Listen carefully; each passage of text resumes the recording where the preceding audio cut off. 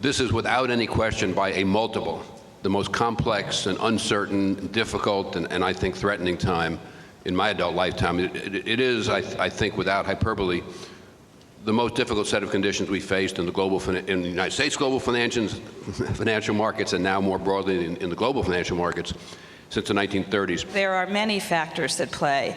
I want to go to one that I think is very important because it's at the heart of Senator Obama's economic vision and economic plan, and that is the unprecedented nature of the expansion of the U.S. economy between 2002 and 2007. It was unprecedented in a couple of very disturbing ways. It had very slow employment growth. If you looked at employment growth in economic expansion periods in the United States, this was a period of very slow employment growth. Secondly, the median family in the United States in this expansion saw their real purchasing power decline, not rise. So they were facing incomes that weren't growing, healthcare costs that were rising at 3 to 4 times the rate of their wage growth, education costs that were rising, so sending your child to preschool or high school or college was becoming more and more expensive, and then just the cost of daily living, transportation, getting around. The problem for policymakers is you have to deal not only with the substantive problems, but you have to somehow or other break this crisis in confidence. And that, I think, is the more difficult challenge. It's the challenge we faced in Asia. I think in Asia we could have dealt with the substantive problems. I think it was reasonably clear how to do that. What was not clear was how to break the psychological problem. And I think that's exactly the problem they have right now. And each time they announce something, the people who have proposed it feel that it's very important substantively, and I think many of these measures have been very important. And there's sort of a hope that maybe this will do it, and it hasn't done it.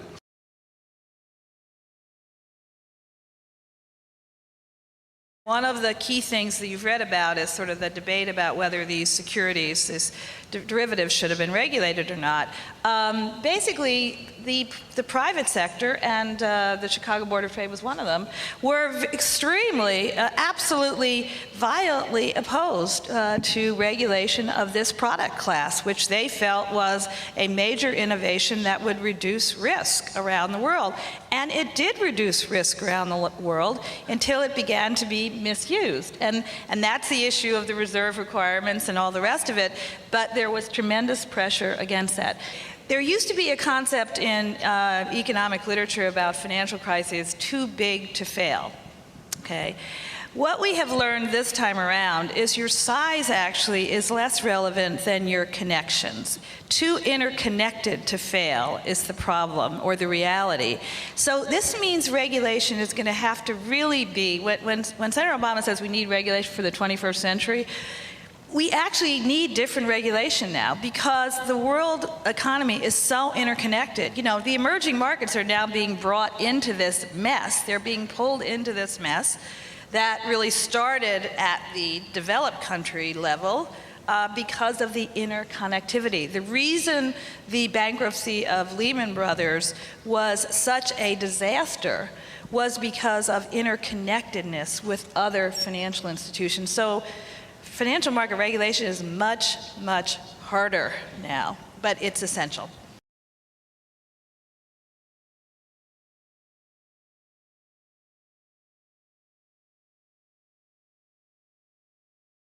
We can afford this.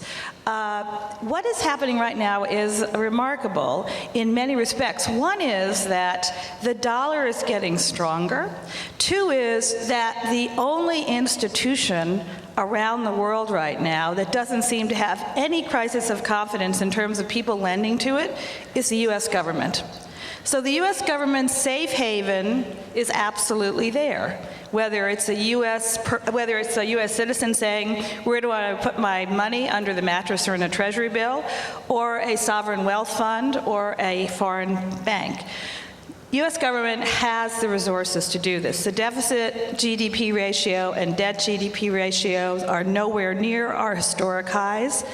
So I think we should all urge the government not only to use these resources, the $700 billion, but also to mount whatever economic stimulus package is required to help ease the pain of the real economy in a recession.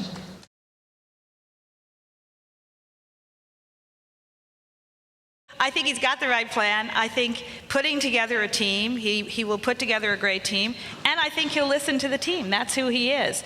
So I guess I would say don't lose sight of your vision. All leaders rise or fall on basically having a vision and keeping sort of that as their main sort of signpost to whether they're doing something right or not. Keep sight of your vision. I would agree with everything Laura said, and then in the context of what Laura said, I would say to him, the president has limited political capital and limited institutional capacity, and other predecessors of yours have made a mistake trying to do too much at once.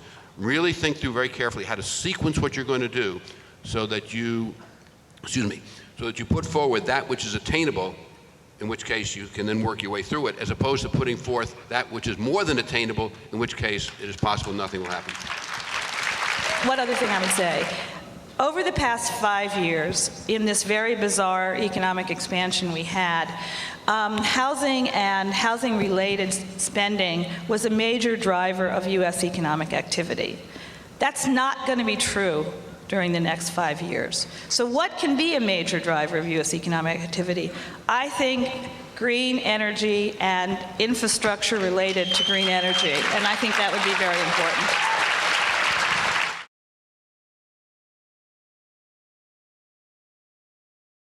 Senator Obama's vision, which was a vision about making economic policy before this crisis took hold, remains the correct vision. He was right on target about the start of this, in a sense, being this pressure on the middle class. So he had in mind a number of things before the crisis that he felt were very important to do, and I think they've stood the test of the changing economy. And it is indeed immediate and significant tax relief for the majority of working Americans, 95% of working Americans.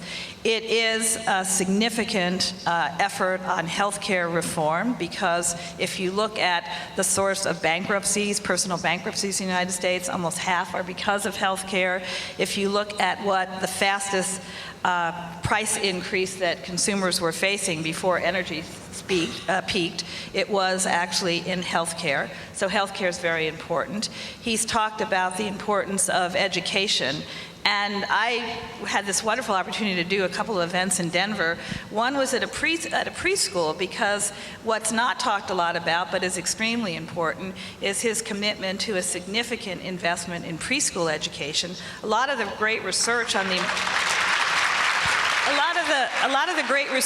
that actually has been done at the University of Chicago by a group of economists there. So actually, Senator Obama knows personally about this issue and then of course on the other end, very significant scholarship, refundable tax credit, $4,000 a year for students who are in college. So there are many, many parts of the agenda that are to deal precisely with where the pressures on the middle class were coming and what can government policy through tax policy or health care reform do about it.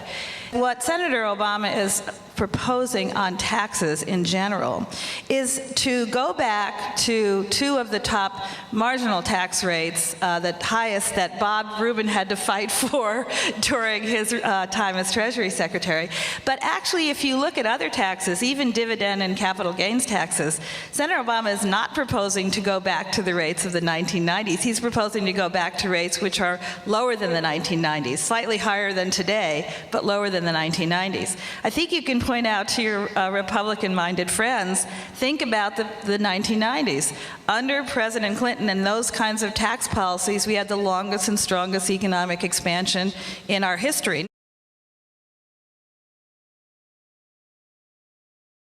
One of the amazing things that I heard about Senator Obama before I met him is his willingness to surround himself with outstanding people and really then to call upon all of them. And I'd heard about how wonderful the team spirit was in the campaign, and all of that is absolutely confirmed. He will bring together wonderful people. They will work as a team. He will choose someone who, like Bob, was a real honest broker. He is terrific.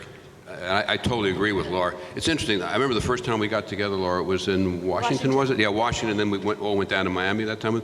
He is the leader of his own economic team. He knows his stuff. He understands it. He takes us through it. It's just.